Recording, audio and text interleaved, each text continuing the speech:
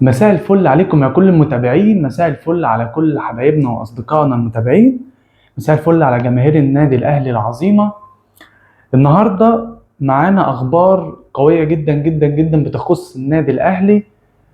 وطبعا احنا في الفترة دي بتبقى فترة صعبة علينا جدا، صعبة على كل الجماهير، جماهير الكرة بقى خصوصا الأندية. صعب علينا ان احنا في التوقف الدولي بنقعد بقى، هنقعد حوالي شهر ولا شهرين من غير ماتشات، من غير ما نشوف النادي الأهلي. ان شاء الله نشوفه على خير، وان شاء الله نرجع تاني لماتشاتنا ونرجع تاني للأهلي ونروح الأهلي والأهلي يفرحنا تاني. معانا اخبار قويه جدا، معانا حاجات قويه جدا. اول حاجه هي عوده الدوليين، اللعيبه الدوليه رجعوا. تاني حاجه معانا تجديد عقود النجوم، نجوم الفرقه. تالت حاجه ومفاجاه جميله جدا، مفاجاه هتفرح كل جماهير النادي الاهلي وهتفرحنا كلنا. ويعني هتخلي كل الجماهير والناس اللي شمتت فينا كل ده الناس كلها هتفرح، الجماهير كلها هتفرح وكلنا هنفرح احنا جماهير النادي الاهلي ان شاء الله. آه والمفاجأة هي عودة النادي الاهلي لدوري ابطال افريقيا، مشاركة النادي الاهلي في دوري ابطال افريقيا الموسم اللي جاي ان شاء الله. هنتكلم بالتفاصيل، خليكم معانا. اول حاجة هنبدأ هي عودة الدوليين، عودة لاعبي المنتخب. خلاص يعتبر كل المنتخب اللعيبه بتاعتنا اللي كانت بتشارك مع كل المنتخبات، يعني ما اعتقد ما بقاش في حد، كل اللعيبه رجعت، سواء من منتخب مصر او كان حتى منتخب تونس ومنتخب المغرب. كله خلاص، كله رجع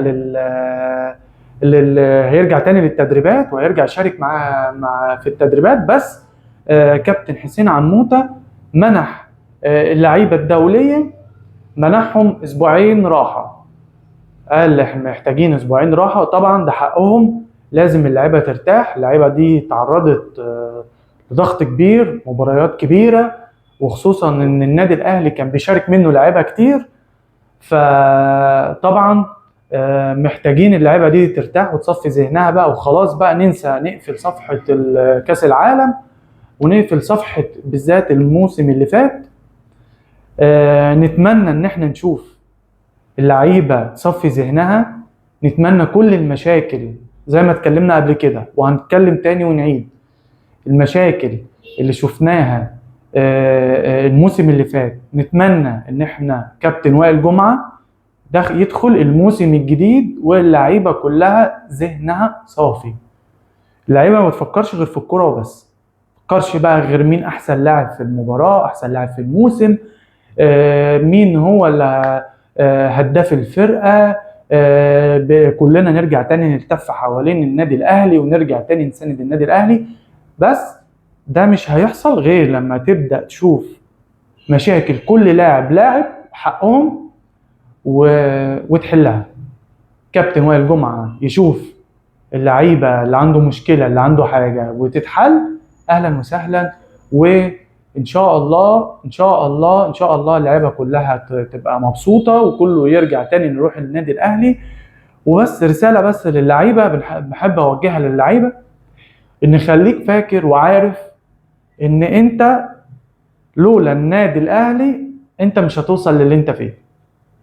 اي لاعب، النادي الاهلي هيفضل خيره عليك سواء جوه بتلعب او بعد ما بتخلص، النادي الاهلي بيفضل خيره عليك، النادي الاهلي بيفضل خيره عليك. فلازم تحط ده في دماغك، ان ما تبصش لقرش دلوقتي، لا بص بعد كده انت مكانتك عند الجماهير الشعبيه. حتى مثلا الاستفاده اللي هتستفادها من النادي الاهلي، زي ما النادي الاهلي بيكافئ نجومه وبيكافئ اساطيره وما بينساش ولاده. وده اللي احنا عارفينه عن النادي الاهلي وعارفينه على مر العصور. الاداره النادي الاهلي دايما بتبقى بتحب ولادها وبتحب ولاد النادي. نيجي بقى للعقود، عقود اللعيبه، تجديد العقود. زي ما اتكلمنا قبل كده ان النادي الاهلي عايز يجدد عقد امام عاشور، يمد ويجدد عقد امام عاشور ويراضي. زي ما قلنا ان طبعا لا، امام عاشور لاعب مهم، لاعب مهارات، ولاعب عنده يعني من المهارات، بس محتاج يشتغل شويه على العقليه للاسف. لازم يشتغل على عقليته شويه، لازم ما ما يبصش لغيره، ما يبصش، يركز في الملعب وانت هتتكافئ. بص في الملعب ولعبك ومجهودك ومستواك هتتكافئ، وإدارة الأهلي ما بتنساش وهتتكافئ، والجماهير هي اللي هتكافئك. ده الإمام عاشور، يخص إمام عاشور. بعد كده طبعا شوبير، مصطفى شوبير. النادي الأهلي عايز يجدد عقد مصطفى شوبير اللي هينتهي الموسم اللي جاي، عايز يراضيه، عايز يعوضه عن المواسم اللي فاتت والعقود بتاعته، عايز يخلي فيه مصطفى شوبير يلعب وهو مرتاح. طبعا ده حقه طبعا، عشان وده حقك ان انت تحافظ على اللاعب بتاعك. مصطفى شوبير موهبه موهبه موهبه، ومش هنعرف نعوضه. والحارس نص الفريق، انت لما بتبقى مطمن لما بيبقى وراك حارس واثق فيه، عارف ان مش اي كوره ومش اي غلطه، حتى لو الدفاع غلط بس الحارس هيشيلك، هيشيلك خلال المباراه، هيشيلك في كور صعبه، هيشيلك في ماتشات متقفله، هيشيلك في ماتشات كتير انت مش في حالتك، اللعيبه مش في حالتها، بس الحارس دايما هو اللي بيشيلك. وده دايما ده اللي بنتمناه من اداره النادي الاهلي، ان هي تراضي مصطفى شوبير وتعمل له طبعا عقد يناسب موهبته، يناسب قدراته، ويكون مبسوط ان شاء الله. نيجي بقى للخبر المفاجأة اللي هتفرح كل جماهير النادي الاهلي وهتفرحنا كلنا ان شاء الله. كابتن الاتحاد المصري لكرة القدم نزل على الصفحة بتاعته ان الكابتن هاني ابو ريدة رئيس الاتحاد الدولي، رئيس الاتحاد المصري لكرة القدم، طلب في الاتحاد الافريقي ان تكون مصر يشارك منها ثلاث انديه في دوري الابطال وثلاثه في كاس الكونفدراليه. طلب ان زياده عدد الانديه المشاركه في دوري الابطال وكاس الكونفدراليه. طبعا هو ما طلبش ده لمصر فقط، لا طبعا هم عايزين، وده كان مطروح في الكاف من فتره، عايزين يخلوا عدد الأندية يزيد من الدوريات حسب التصنيف في الدول. يعني مثلا المغرب، مصر، جنوب أفريقيا، الدول اللي تصنيفها عالي في أفريقيا، عايزين إنها يتشارك منها 3 دوري أبطال، 3 كونفدرالية من الدوريات بتاعتهم. طبعا ده حاجة كويسة جدا، حاجة هتدي قيمة لدوري الأبطال، حاجة هتخلي دوري الأبطال يعني أنت مثلا لما يبقى دوري قوي زي الدوري المصري ولا الدوري المغربي ويشارك منه 3 أندية اللي في المقدمة، طبعا دي حاجة تبقى قوية جدا. أنت هتلاقي جماهيرية، هتلاقي فيه منافسة قوية، فده بيعود طبعا على المنتخبات وبيعود على الاتحاد الأفريقي لكرة القدم، بيعود عليهم بكل نفع طبعا. وبيخلي ان انت طبعا المنتخبات دي بتبقى قويه، وبيخلي الاتحاد الافريقي بيظهر بمظهر كويس جدا ان انت عندك فرق افريقيه. يعني شوف اغلب الفرق الافريقيه صعدت، تاهلت من دور المجموعات ما عدا طبعا تونس، وكله طبعا لعب ماتشات قويه جدا في التصفيات في دور 32 واللي صعد للدور ال 16 زي منتخب مصر. كلهم طبعا شاركوا ولعبوا بمستوى هائل جدا ورائع جدا. فنتمنى ان شاء الله نفرح وان شاء الله نشارك في دوري الابطال.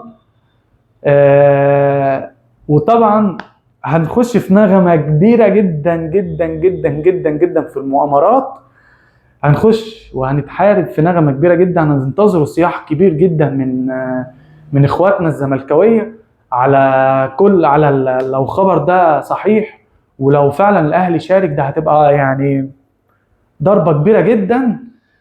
و احنا بنشوف طبعا ان ده هتبقى يقول لك مؤامرة، وهيقول لك بقى الاهلي نادي الاتحاد الافريقي، والاهلي هو السبب.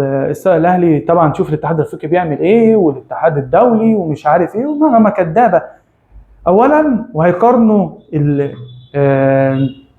هيقارنوا الموقف ده بموقف الارجنتين ومصر وموقف ميسي.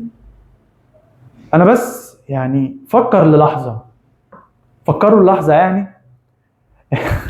يعني الاهلي اولا مش مثلا المركز الرابع وجه مثلا القرار ده اتطبق، فالاهلي مثلا شارك على حساب فرقه، ان هو ظلم كده، ظلم حد كده. انت كده الاهلي فعلا خد حق مش حق ان هو يبقى مثلا المركز الرابع واتطبق القانون ده، فخلاص راح الاتحاد المصري لا او الاتحاد الافريقي طلب ان الاهلي يشارك، فطبعا شالوا مثلا سيراميكا هي اللي كانت موجوده في المركز الرابع، المركز الثالث، والاهلي المركز الرابع، فطبعا راح خلوا الاهلي يشارك مكان سيراميكا. لا طبعا ده ظلم، وطبعا ده مش هيحصل، وده ما بيحصلش، دي كلها مؤامرات.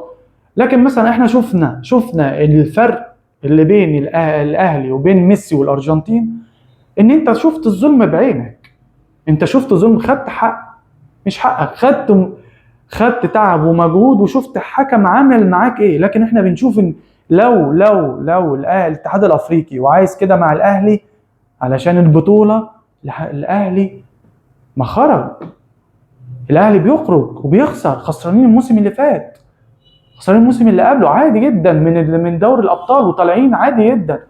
لكن يعني ده احنا بالعكس، احنا بنشوف الحكام بتظلمنا ازاي، الحكام الافارقه بييجوا ازاي على الاهلي وبييجوا ازاي على اجوان وحاجات. وطبعا كفايه ان انت بتلعب دوري المجموعات بتلعبه من غير فار وبتتظلم، والاهلي ما كانش هيتاهل الموسم اللي فات من دوري المجموعات بسبب الفار وعدم وجود فار.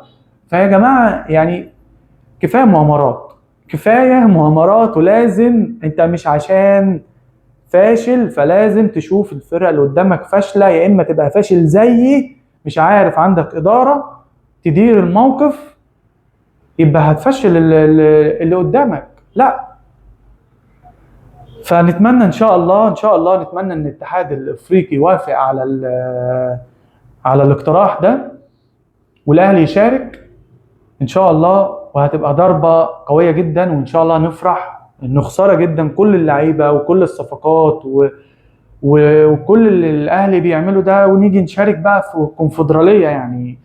مش مكاننا يعني، احنا عارفين هو مكان مين دايما، بس يعني خلينا في مكاننا دايما وبطولتنا المحببة والمفضلة دوري ابطال افريقيا ان شاء الله، وان شاء الله نحققها الموسم اللي جاي. ما تنسوش تعمل سبسكرايب ولايك وشير، واستنونا في اخبار جديدة للنادي الاهلي وكل ما يخص النادي الاهلي. سلام.